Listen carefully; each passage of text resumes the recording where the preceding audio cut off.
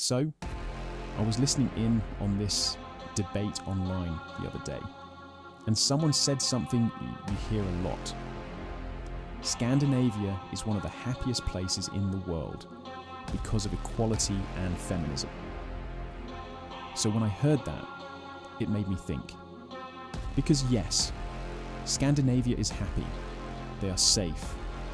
They're among the safest countries in the world, with relatively low levels of violent crime compared to most places. Their economy is strong. Everything looks perfect on the surface. But the more I thought about it, the more something felt off. Because when you zoom out, when you look beyond the happiness reports, you begin to see a much bigger pattern. A pattern that shows up across history, across continents, across civilizations. And that pattern has nothing to do with modern happiness and everything to do with what happens when a society becomes too comfortable. Here's the first uncomfortable truth. A society can be happy and still be weak. Those two things don't cancel each other out. If anything, the happier and more comfortable a society becomes, the less pressure it feels, less danger, less struggle, less competition, less survival instinct. And when those things fade, something else fades with them. The hard edge that keeps a civilization alive. People think safety equals strength. People think peace equals power. But history says something very different. Now, let's stay with Scandinavia for a minute, because this part matters. These countries are the least violent, the most equal, the most cooperative, the most trusting, the most peaceful. On paper, it looks like they figured out life. But peaceful doesn't mean powerful. Safe doesn't mean strong. And here's the real paradox. Scandinavia lives in peace because other nations carry the shield. If America and NATO disappeared tomorrow, those countries would be vulnerable immediately. Their military is small. Their population is small. Their birth rates are collapsing. Their men are becoming calmer and gentler, but also less competitive. This isn't disrespect. This is reality. They don't build a warrior culture anymore. They build a cooperative one. A culture built on trust, equality, and harmony, not hierarchy and competition. That kind of society only works when someone else is dealing with the danger in the larger environment. This is what makes Scandinavia a perfect example. Not because I want to attack them, but because their transformation is almost too clear to ignore. 1,000 years ago, these same people were Vikings, aggressive, relentless, ambitious, explorers, raiders, warriors. The world feared them. But today, they're the least violent people on Earth. Same land, same DNA, same ancestors, but completely different mindset. Why? Because life got comfortable. Wealth increased. Danger dropped. The government took stress away.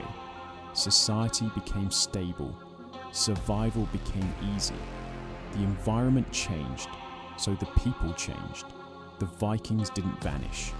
The conditions that produced Vikings vanished.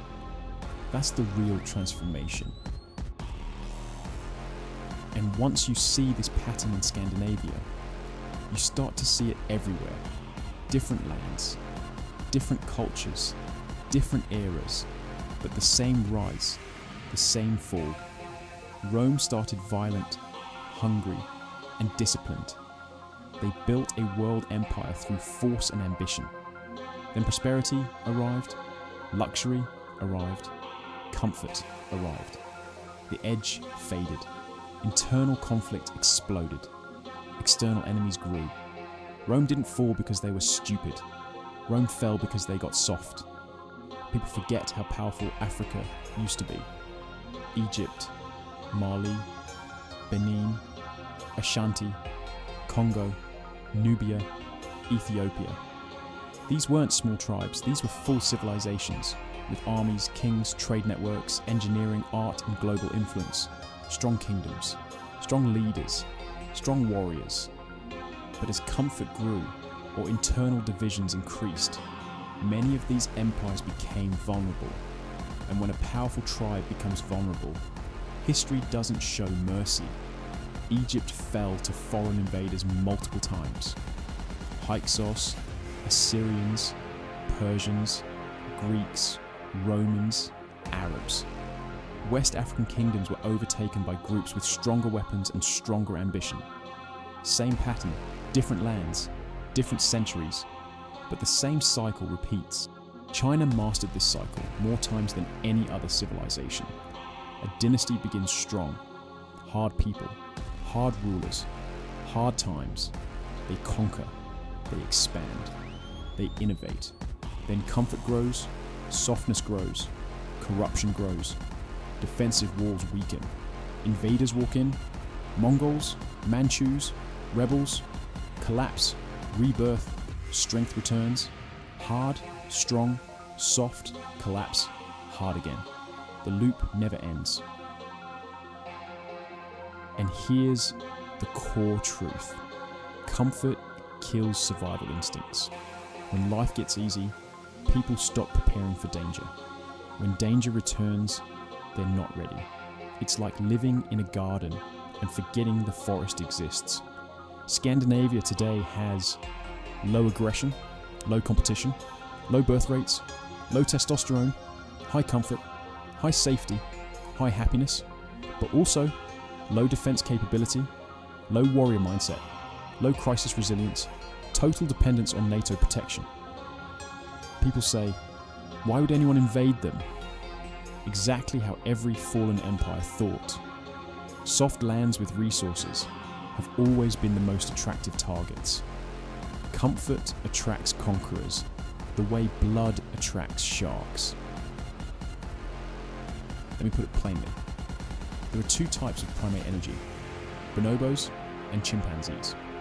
Bonobos, peaceful, social, gentle, low tension. Chimpanzees, competitive, aggressive, strategic, territorial. Bonobos survive only because chimps keep the predators away. Scandinavia today is bonobo energy. Calm, kind, equal, cooperative. But the world is full of chimps. Nations that compete, innovate, fight, push, defend, expand. USA, China, Russia, India, Israel, Turkey, North Korea, South Korea, even rising African nations. These are the chimps. And right now, the chimps are hungry. But when chimps get hungry, bonobos don't survive on kindness. This is the part nobody wants to hear. Happiness without strength becomes a trap. Because the happier you are, the more you forget what danger feels like. And every time a society forgets danger, history punishes it. A peaceful society only stays peaceful when strong men stand at the gate. If those men disappear, the gate falls. So, let's go back to that debate I was listening to. Someone said, Scandinavia is happy because we're equal. And they're right. But happiness didn't remove danger. It just made people forget it exists. Scandinavia gets peace because other nations hold the sword. America carries the armor. NATO carries the shield. Scandinavia gets the comfort. And I'm not saying this to attack them. I'm saying it because every peaceful nation faces this risk. Comfort without strength is just a quiet moment before the storm. There's a saying, it's better to be a warrior in a garden than a gardener in a war. And that's the truth here. Scandinavia became peaceful, calm, comfortable, stable. But they forgot the warrior. They forgot the Viking. They forgot the edge. They forgot the strength that built their ancestors. and a society that forgets its warriors becomes a garden waiting to be burned. Real peace doesn't come from softness. Real peace comes from controlled strength. A sword kept sharp, even if you never swing it. Because at the end of the day, it's better to be a warrior in a garden than a gardener in a war.